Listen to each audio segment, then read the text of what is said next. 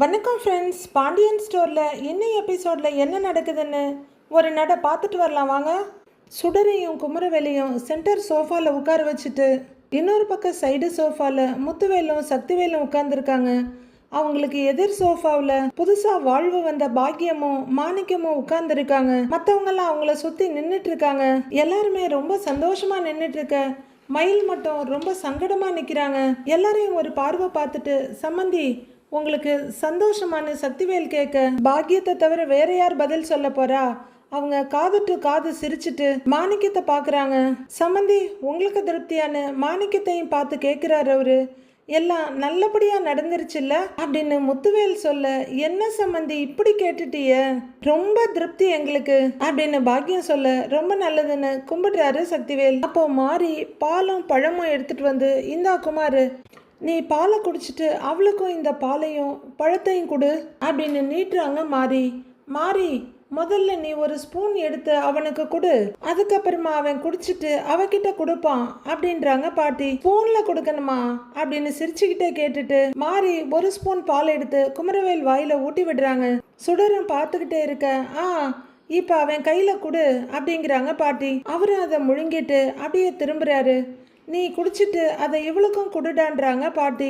எல்லாரும் ரொம்ப ரசனையோட பார்த்துக்கிட்டு இருக்க பாக்கியத்துக்கும் மாணிக்கத்துக்கும் அளவில்லாத சந்தோஷம். மயில மட்டும்தான் ஒரு மாதிரி ஏக்கமும் நிராசையுமா பார்த்துட்டு நிக்கிறாங்க. குமரவேல் ஸ்பூன்ல பால் எடுத்து சுடருக்கு ஊட்டி விட அவங்களும் அதை குடிக்கிறாங்க. மயில் கண்ணில் இருக்க உணர்வு என்னன்னு நமக்கே தெரியல.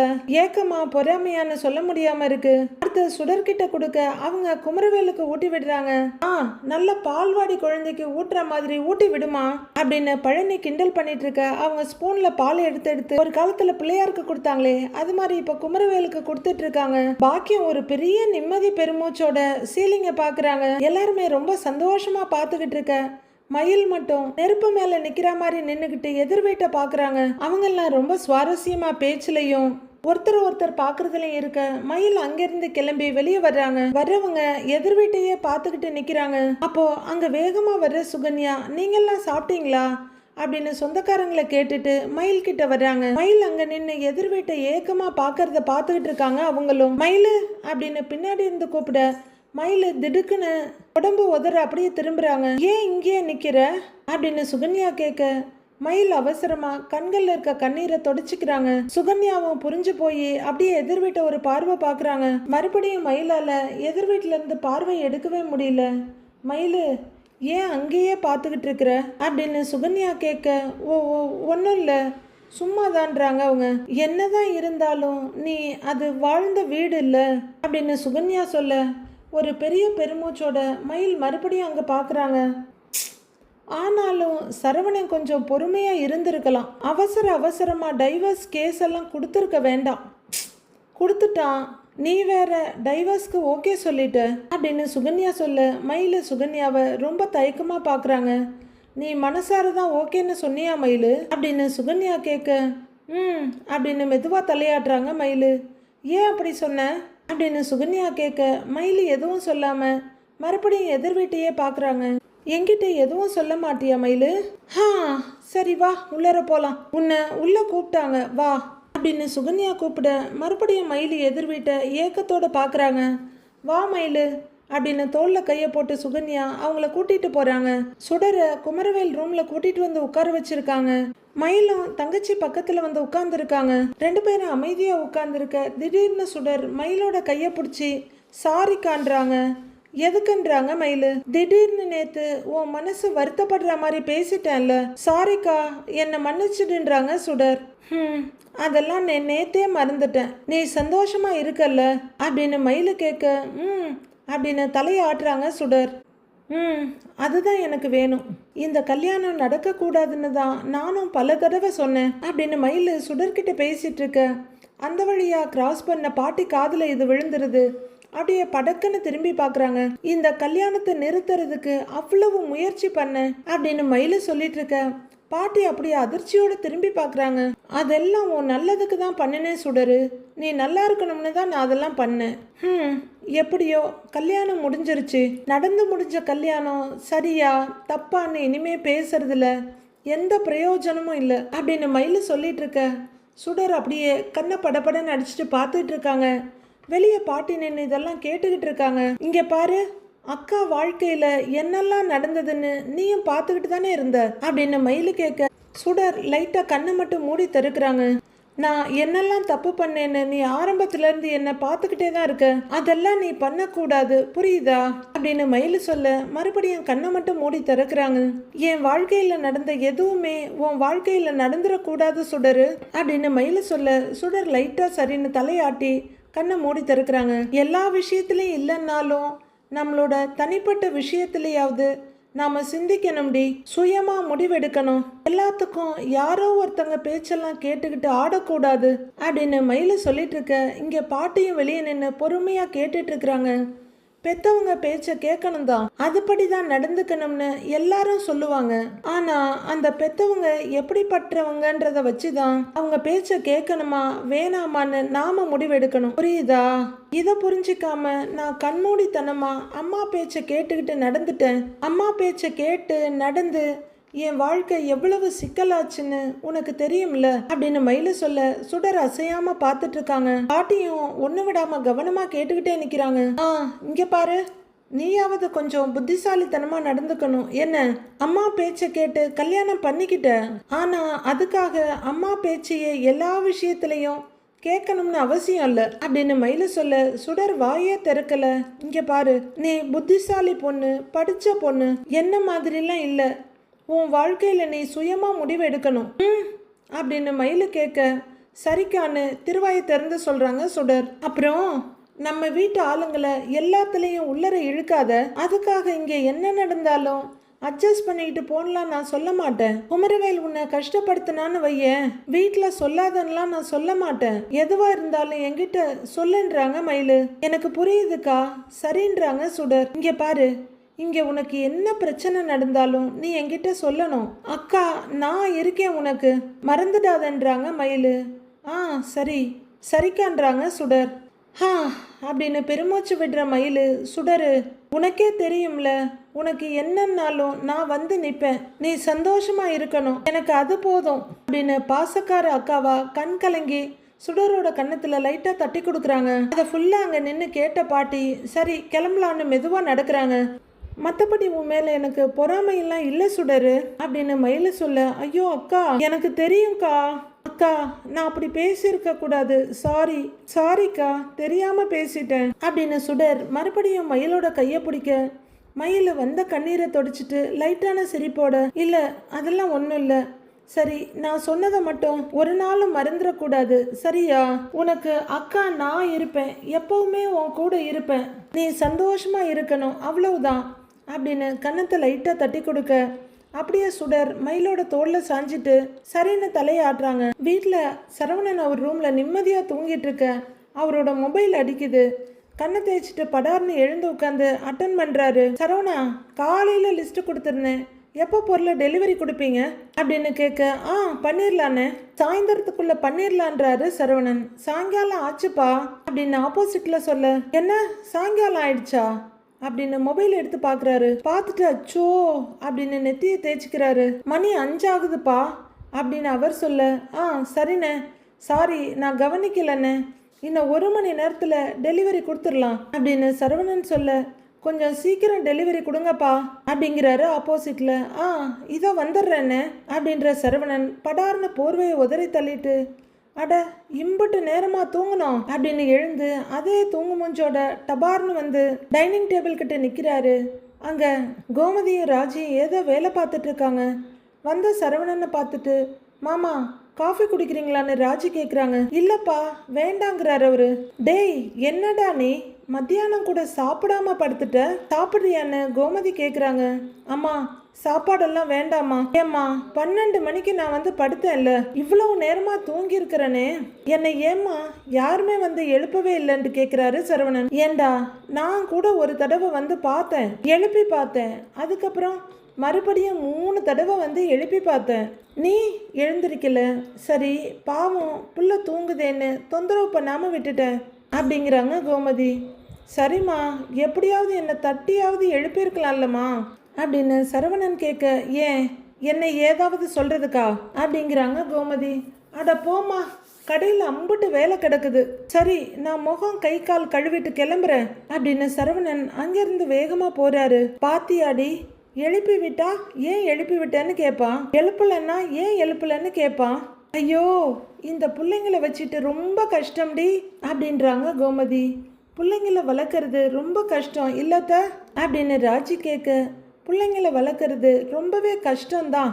இங்கே பாருடி, நீயும் என்ன மாதிரி 5 பிள்ளைங்களை பெற்றுக்காத அப்படின்னு கோமதி சொல்ல, ராஜு உடனே நான் ஏன் 5 பிள்ளைங்களை பெற்றுக்க போகிறேன், நமக்கெல்லாம் ஒன்னே ஒன்று கண்ணே கண்ணு தான் அப்படின்னு ராஜி சொல்ல, ஆ அதான் நல்லது அதான் நல்லது அப்படின்னு கோமதி சொல்லிட்டு இருக்கும்போதே பரபரப்பா மோகம் கை கால் அலம்பிட்டு துண்டில் தொடச்சிக்கிட்டே வர்றாரு சரவணன். துண்டை அப்படியே டேபிள் மேலே போட்டுட்டு, அம்மா நான் கிளம்புறேம்மான்றாரு. ஏய், காஃபியாவது சாப்பிட்டு போடா அப்படின்னு கோமதி சொல்ல, இல்லைம்மா டைம் ஆச்சு அப்படின்னு அவரு ஒரே ஓட்டமாக ஓடிடுறாரு. என்னடி இவன் காஃபியும் குடிக்கல, மதியமும் சாப்பிடல அப்படின்னு கோமதி புலம்பிட்டு இருக்க, சரவணன் வெளியே வந்து வண்டி எடுக்கிறாரு. இன்னமும் எதிர் வீட்டில் அங்கங்க ஆளுங்க நின்றுட்டு இருக்காங்க. சரவணன் வண்டியை ஸ்டார்ட் பண்ண வண்டி ஸ்டார்ட் ஆகவே இல்லை. அவரு சாவியை போட்டு ஆன் பண்ணாரா இல்லையானே தெரியல. வர்ற சத்தம் அப்படிதான் இருக்கு. அடுத்து பெட்ரோலை செக் பண்ணலான்னு அவரு லைட்டா டேங்க் கிட்ட குனிய, கரெக்டா மாணிக்கமும் பாக்கியமும் எதிர் வீட்டுல இருந்து வெளியே வர்றாங்க. அவரு அப்படியே ஷாக் அடிச்சு இடி மின்னலோட நிமிந்து பார்க்க அப்படியே மயிலும் வர்றாங்க. கூடவே அவங்கள அனுப்பி வைக்க சுடரும் குமரவேலும் வர்றாங்க. சரவணன் அவங்க எல்லாரையும் பார்த்த மாதிரி அவங்களும் இவரை பாக்குறாங்க. அவங்கள வழி அனுப்புறதுக்காக மாறி வடிவும் எல்லாரும் வெளியே வர்றாங்க. இவங்கள பார்த்து படு டென்ஷனான சரவணன் வண்டிய ஏறி நின்று மிதிக்கிறாரு. பாக்கியம் படு நக்கலா ஒரு சிரிப்பு சிரிச்சிட்டு நிக்க, மாணிக்கம் தன்னோட நீளமான துண்டை கழுத்துல எடுத்து எடுத்து போட்டு அட்ஜஸ்ட் பண்றாரு. உடனே பாக்கியம் கெத்தா, சரிங்க மாப்பிள்ள நாங்க வரோம் சம்மந்தி அப்படின்னு சொல்ல, சரிங்க போயிட்டு வாங்கன்றாங்க வடிவு. பொண்ணை கல்யாணம் பண்ணி கொடுத்துட்டோம், கடமை முடிஞ்சிருச்சுன்னு மற்றவங்க மாதிரிலாம் இருக்க மாட்டோம் அப்படின்னு சரவணனை ஜாடையா பார்த்துக்கிட்டே சொல்றாங்க பாக்கியம். மயிலு சங்கடமா நின்றுட்டு இருக்க, அடிக்கடி எங்க பொண்ணை பார்க்க வருவோம், வந்துகிட்டே தான் இருப்போம் அப்படின்னு பாக்கியம் சொல்ல, சரவணன் பயங்கரமா முறைச்சிட்டு நிக்கிறாரு. அதுக்கு என்ன, தாராளமா வாங்கன்றாங்க மாறி. அப்படின்னு அசட்டு சிரிப்பு சிரிச்சிட்டு பாக்கியம் சந்தோஷமா தலையாட்ட, மயிலு சங்கடத்தோட சரவணனை பாக்குறாங்க. சம்மந்தி, எங்க பொண்ணை பத்திரமா பாத்துக்கங்க, அது போதும் எங்களுக்குன்றாரு மாணிக்கம். நீங்க ஒன்னும் கவலைப்படாதீங்க, இனிமே சுடர் எங்க வீட்டு பொண்ணு, நாங்க நல்லா பாத்துக்குவோன்றாங்க வடிவு.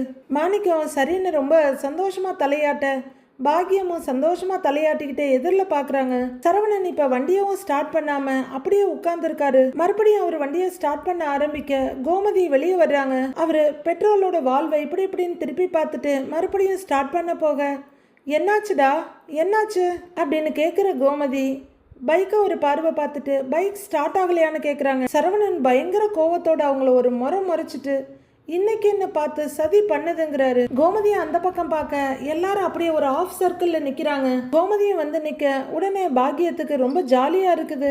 எங்க மூத்த பொண்ணை கட்டி கொடுத்த இடம்தான் சரியில்லை அப்படின்னு இழுக்க, உடனே வெடுக்குன்னு பாக்குறாங்க கோமதியும் சரவணனும். வடிவும் கொஞ்சம் சங்கடத்தோட பாக்குறாங்க. அவளை படாத பாடுபடுத்தி பொண்ணை வீட்டை விட்டு அனுப்பிட்டாங்க அப்படின்னு பாக்கியம் இங்கே பார்த்துக்கிட்டே சொல்ல, சரவணன் பயங்கர டென்ஷன் ஆகுறாரு. கோமதியும் கோவத்தோட முறைச்சிட்டு இருக்காங்க. ஆனா எதுவும் சொல்லல. மா என்னம்மா அப்படின்றாங்க சுடர். மா அமைதியா இரு, சும்மா இரேம்மா, தேவையில்லாத கதையெல்லாம் எதுக்கு பேசிக்கிட்டு இருக்கிற, நாம கிளம்பலாம் வா அப்படின்னு மயில கூப்பிடுறாங்க. சும்மா ரெடி அப்படின்னு ஒரு மிரட்டுற பாக்கியம். அதான் எங்க 2வது பொண்ணாவது நல்லா இருக்கட்டுமேன்னு சொல்லிதான் உங்க வீட்டுல கல்யாணம் பண்ணி கொடுத்துருக்குறோம் அப்படின்னு பாக்கியம் அளந்துகிட்டு இருக்க, டேய் ஸ்டார்ட் பண்ணடான்றாங்க கோமதி. ஸ்டார்ட் பண்ணுன்னு சொல்ல அவரும் ஸ்டார்ட் பண்ண ட்ரை பண்றாரு. நாங்க பாத்துக்கிறோங்க, நீங்க சுடரை பத்தி ரொம்ப யோசிக்காதீங்க அப்படின்னு மாறி சொல்ல, அப்படின்னு காதுட்டு காது சிரிச்சிட்டு வழியிறாங்க பாக்கியம். எங்க மருமக எங்க வீட்டுல ரொம்ப சந்தோஷமா தான் இருப்பா அப்படின்னு மாறி சொல்ல, பாக்கியம் வேணும்னே குரலை உயர்த்தி, அது போதுங்க எங்களுக்கு, அது போதும் எங்களுக்கு அப்படின்னு நெஞ்சில திருப்தியா கைய வைக்கிறாங்க. வடிவு சங்கடத்தோட பாத்துட்டு இருக்க, கோமதியும் சரவணனும் பயங்கர டென்ஷனோட பாத்துட்டு இருக்காங்க. எதுக்கு இவ்வளவு சிரமப்படணும், வண்டியை நிறுத்திட்டு உள்ளர போயிடலாமே. பாக்கியம் வாயை மூடிட்டு போயிட போறாங்க. உடனே சுடர்கிட்ட வந்து கன்னத்தை தடவி, நாங்க வர்றோம் சுடரு, சந்தோஷமா இருக்கணும், நல்லபடியா இருக்கணும், மாமியாரு மாமனாரு எல்லாரையும் அனுசரிச்சு போகணும், வீட்டுல இருக்கவங்க கிட்ட எல்லாம் நல்ல பேர் எடுக்கணும் அப்படின்னு பாக்கியம் கேட்க, சரிம்மான்றாங்க சுடர். மா சுடர், நம்ம குடும்ப கௌரவத்தை காப்பாத்துமா, அதுதான்மா ரொம்ப முக்கியம்னு மாணிக்கம் சொல்றாரு. கையில ஏதாவது கிடைச்சா மட்டும் நான் ஒரு மண்டையில தூக்கி போட்டுடலான்னு இருக்கு. ஆமா சுடரு அப்படின்னு பாக்கியம் மகளோட கன்னத்தை தடவிட்டு இருக்க. இந்த வண்டி வேற அப்படின்னு அவரு ஒரு உதைக்க அது ஸ்டார்ட் ஆயிடுது. டேய் நீ கிளம்புடா அப்படின்னு கோமதி சொல்ல சரவணன் வண்டி எடுத்துட்டு கிளம்பிடுறாரு. கோமதி வெறுப்பா எதிர் வீட்டை ஒரு பார்வை பார்த்துட்டு சீன்னு ஒரு துப்பு துப்பிட்டு உள்ளர போயிடுறாங்க. அது வரைக்கும் சீன் போட்டுட்டு இருந்த பாக்கியம் பார்த்து பத்திரமா இரு அப்படின்னு சுடர் கன்னத்துல தட்டி கொடுத்துட்டு பார்த்துக்கங்க மாப்பிள்ள, பார்த்துக்கங்க வர்றோம் அப்படின்னு சொல்ல குமரவேல், வடிவு, மாறி எல்லாருமே கையெடுத்து கும்பிடுறாங்க. வர மாப்பிள்ள அப்படின்னு மாணிக்கமும் கும்பிடு போட்டு கார்ல ஏற போறாரு. சுடரு அப்படின்னு மயில கூப்பிட அக்கான்னு பக்கத்துல வர்றாங்க. நான் சொன்னதெல்லாம் ஞாபகம் இருக்குல்ல அக்கா, நான் இருக்கேன், பார்த்து பத்திரமா இரு அப்படின்னு சொல்லி தோல்ல சாச்சி தங்கச்சிக்கு முதுகுல தட்டி கொடுக்குறாங்க. எதா இருந்தாலும் கூப்பிடு சரியா அப்படின்னு மயிலு சொல்ல அப்படின்னு சுடர் தலையை ஆட்டுறாங்க. மயிலு அப்படின்னு வடிவு கூப்பிட மயில அங்க பாக்குறாங்க. உடம்ப பார்த்துக்கோமா அப்படின்னு சொல்ல சரிங்கன்றாங்க மயிலு. வரேங்க, வரேன் சுடரு அப்படிங்கிற பாக்கியம் வான்னு மயில கூப்பிடுறாங்க. வரமா சுடரு அப்படின்னு மாணிக்கமா சொல்லிட்டு எல்லாரும் கார்ல ஏறுறாங்க. மயிலு கொஞ்சம் சிரமப்பட்டு ஏற அடுத்து அவங்க 2 பேரும் ஏறிடுறாங்க. சுடர் கார் பக்கத்துக்கு வர்றாங்க. வெளியே கையை நீட்டி கன்னத்தை தடவி சுடரு போயிட்டு வரட்டா, நல்லா இருக்கணும் அப்படின்னு பாக்கியம் சொல்ல இவங்க சரின்னு தலையாட்டி கதவை சாத்துறாங்க. கூடவே பொறுப்பான மாப்பிள்ளையா வந்து குமரவேல் நிக்கிறத பார்க்கதான் நம்மளால தாங்க முடியல. கார் கிளம்பிட சரி வாங்க உள்ளர போலாம் வாங்க அப்படின்னு மாரியும் வடிவும் கூப்பிடுறாங்க. உள்ளர வான்னு சுடரை கூட்டிக்கிட்டு குமரவேல் வர்றாரு. ஓகே, ஒரு கல்யாணத்தை முடிச்சிட்டாங்க, அடுத்த கல்யாணத்துக்கு அஸ்திவாரம் போடுறாங்க போல இருக்கு. அரசி தையா தக்கான ரோட்ல நடந்து வந்துட்டு இருக்க ஒரு திட்டுல உட்கார்ந்துருக்க கார்த்தி அவங்கள பார்த்த உடனே இறங்குறாரு. அவரு வண்டியில இருந்து இறங்கி ஹாய்ங்கன்னு சொல்ல ஹாய் அப்படின்றாங்க அரசி. காலேஜுக்கு போயிட்டு வரீங்களான்னு ஆர்கானிக் கார்த்தி கேட்க ஆமா அப்படின்றாங்க அரசி. இன்னைக்கு கொஞ்சம் லேட்டா வர்றீங்க போல அப்படின்னு கார்த்தி கேட்க ஒரு தென்னை மரத்து அடியில நிக்கிற செம்பருத்தி செடி மாதிரி நிமிந்து பார்த்துட்டு ஒரு சின்ன சிரிப்போட நான் காலேஜில் இருந்து வர்ற டைம் எல்லாம் உங்களுக்கு தெரியுமா அப்படின்னு கேட்டுக்கிட்டே அரசி நடக்க கூடவே ஆர்கானிக் கார்த்தியும் நடக்கிறாரு. வழக்கமா 4:30 மணிக்கு வருவீங்க, இன்னைக்கு 6 மணிக்கு வந்திருக்கீங்க அப்படின்னு கார்த்தி சொல்ல இன்னைக்கு எனக்கு ஸ்பெஷல் கிளாஸ் இருந்துச்சுன்றாங்க. ஓ, இந்த ஸ்பெஷல் கிளாஸ்லாம் டார்ச்சர் இல்லைங்க அப்படின்னு கார்த்தி கேட்க எங்க காலேஜில் இந்த ஸ்பெஷல் கிளாஸ்லாம் ஜாலியா இருக்குன்றாங்க அரசி. ஓஹோ, நல்லா படிக்கிற பொண்ணா நீங்க அப்படின்னு கார்த்தி கேட்க அரசி உடனே திடுக்குன்னு ஏன் நீங்க நல்லா படிக்கிற ஆள் இல்லையான்னு கேட்குறாங்க. படிப்பேன் அப்படின்னு சொல்லிக்கிட்டு அவர் நடக்க ஏங்க வேலை விஷயமா யாரையாவது பார்க்க போறீங்களான்னு அரசி கேட்குறாங்க. ஏங்க 24 மணி நேரமும் வேலைன்னா இருப்பாங்க அப்படின்னு கார்த்தி கேட்க ஆமா அது உண்மைதானேங்கிறாங்க அரசி. நீங்க எங்கிட்ட பேசுற முக்காவாசி நேரம் உங்க வேலையை பத்தி தான் பேசுறீங்க, இல்ல எங்க கடையில உங்க தின்பண்டங்களை வைக்க சொல்லி ரெக்கமெண்டேஷன் பண்ண சொல்லி கேக்குறீங்க அப்படின்னு அரசி சொல்ல அதை மறந்துட்டேன் பாருங்க, ரொம்ப தேங்க்ஸுங்க உங்க அண்ணங்கிட்ட சொல்லி ரெக்கமெண்ட் பண்ணதுக்கு அப்படின்னு கார்த்தி சொல்ல வெல்கம் வெல்கம் வெல்கம் அப்படின்றாங்க அரசி. வீடியோ ஒன்று அனுப்பியிருந்தீங்களே அவங்க தான் உங்க அம்மாவா அப்படின்னு கார்த்தி கேட்க ஆமாங்கன்றாங்க அரசி. மகாலட்சுமி மாதிரி இருந்தாங்க அப்படின்னு கார்த்தி சொல்ல மகாலட்சுமியை நேரில் பார்த்துருக்கீங்களா அப்படின்னு அரசி வெடுக்குன்னு கேட்டுடுறாங்க. சினிமாவில் கேலண்டர்லாம் பார்த்துருக்கேங்க, அதே மாதிரி தான் இருந்தாங்க அப்படின்னு கார்த்தி சொல்ல ஓஹோ அப்படின்றாங்க அரசி. எங்க அம்மா உங்க ரெசிபி கேட்டாங்கன்னு அரசி சொல்ல ஏங்க அவங்கள ஒரு நாளைக்கு வீட்டுக்கு கூட்டிட்டு வாங்க, எல்லா ரெசிபியும் செய்முறை விளக்கத்தோட கொடுக்குறேன் அப்படின்னு கார்த்தி உடனே ஒத்துக்கிறாரு.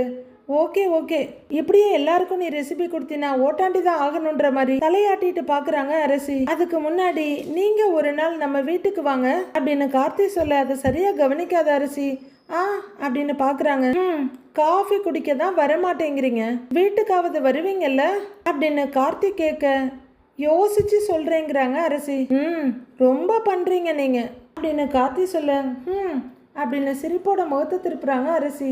ஒரு நாள் வரணும்னெல்லாம் சொல்லலை, நீங்கள் பெர்மனண்ட்டாக எங்கள் வீட்டுக்கு வந்தால் கூட ஓகே தான் அப்படின்னு டப்புன்னு ப்ரப்போஸ் பண்ணிடுறாரு கார்த்தி. ஹாப்பியாக இருப்பேன் அப்படின்னு சொல்லிக்கிட்டே அவர் நடந்து வர அப்படியே அரசி திகைச்சு போய் திடீர்னு நின்று போய் அவரை பார்க்குறாங்க. அவர் சொன்னது அவங்க மைண்டில் ப்ராசஸ் ஆகி வர கொஞ்சம் டைம் எடுக்குது.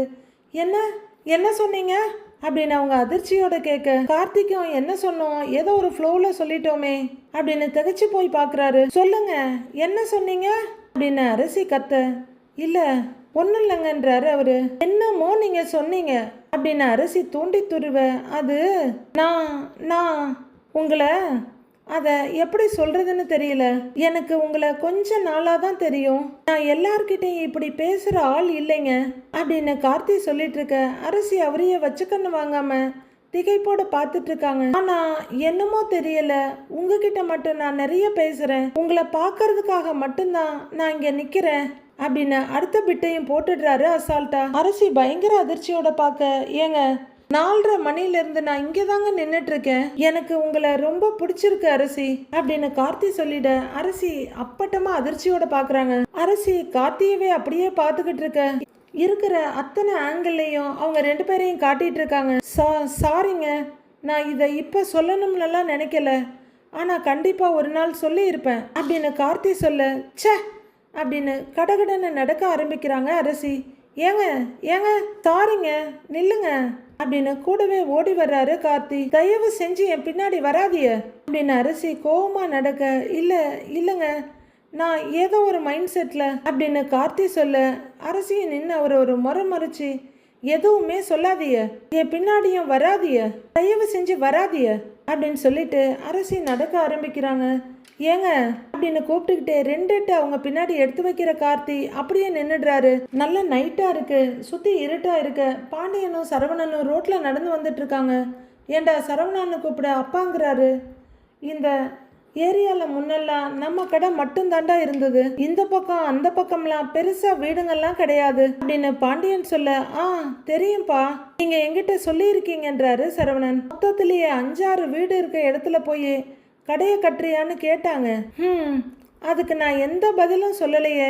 அதுக்கப்புறம் பார்த்தா நம்ம கடையை கட்டி 6 மாசத்துல அந்த பக்கம் இந்த பக்கம் நான் அம்பட்டு வீட்டை மடன்னு கட்டிவிட்டாங்க அப்படின்னு பாண்டியன் சொல்ல, அப்படியே இந்த பக்கம் அந்த பக்கம் பாக்குறாரு சரவணன். இங்க பாருடா, எவ்வளவு வீடுங்க பாரு, இங்கெல்லாம் எத்தனை லட்சம் கொட்டி கொடுத்தாலும் காலி இடம்னு ஒரு இடம் கிடையாதுடா. என்னண்டா அப்ப ஊர் உலகமே சொல்லி பார்த்தாங்க இங்க வேணான்னு.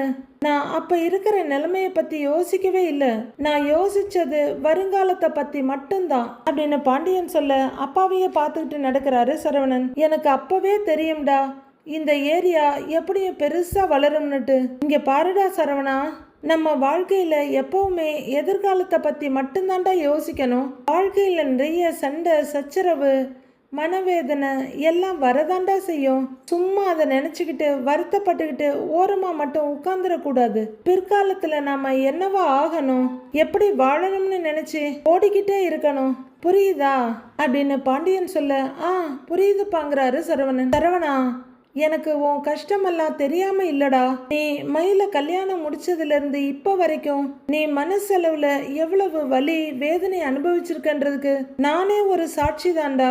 சரவணா, உன்னை நினைச்சு நான் வருத்தப்படாத நாளே இல்லடா. ஐயோ, நம்ம புள்ள வாழ்க்கைய நாமளே நரகமாக்கிட்டோமேன்னு என்ன நானே பல தடவை திட்டி இருக்கேன்டா அப்படின்னு பாண்டியன் ஃபீல் பண்ணி சொல்ல, அப்பான்னு கூப்பிடுறாரு சரவணன். நடக்கிற பாண்டியன் நடைய நிறுத்திட்டு அவரை பார்க்க, நீங்க எதையுமே வேணும்னு செய்யலையேப்பா அப்படிங்கிறாரு. வேணும்னு எதையும் பண்ணலதான், ஆனா யோசிக்காம நிறைய விஷயம் பண்ணிட்டேன்டா. அதெல்லாம் நான் பண்ணியிருக்க கூடாதுடா. என்னடா பண்றது, காலம் கடந்த பிறகுதான்டா ஒரு சில விஷயங்கள்ல ஞானோதயமே வருது அப்படின்னு பாண்டியன் ரொம்ப ஃபீல் பண்றாரு. நீங்க வருத்தப்படாதீங்கப்பா அப்படின்னு சரவணன் சொல்ல, விட்ரா, என் வருத்தம் ஒரு பக்கம் இருக்கட்டும், ஆனா ஒரு விஷயம்டா, உன் வருத்தம் ரொம்ப நாள் நீடிக்காதுடா. தைரியமா இருடா, எல்லாம் மாறும். முன்னாடி எப்படி நீ சந்தோஷமா இருந்தியோ அதே மாதிரி நீ திரும்ப சந்தோஷமா இருக்கிற காலம் வரும்டா, எல்லாமே மாறும்டா, வருத்தப்படாத அப்படின்னு பாண்டியன் சொல்ல, அவரையே பார்த்துக்கிட்டு நிற்கிறாரு சரவணன். பாண்டியன் கொடுத்த வாக்கு நிறைவேறுமா, சரவணனோட வாழ்க்கை எப்படி சரியாக போகுதுன்னு அடுத்தடுத்த எபிசோட்ல பார்க்கலாம் ஃப்ரெண்ட்ஸ்.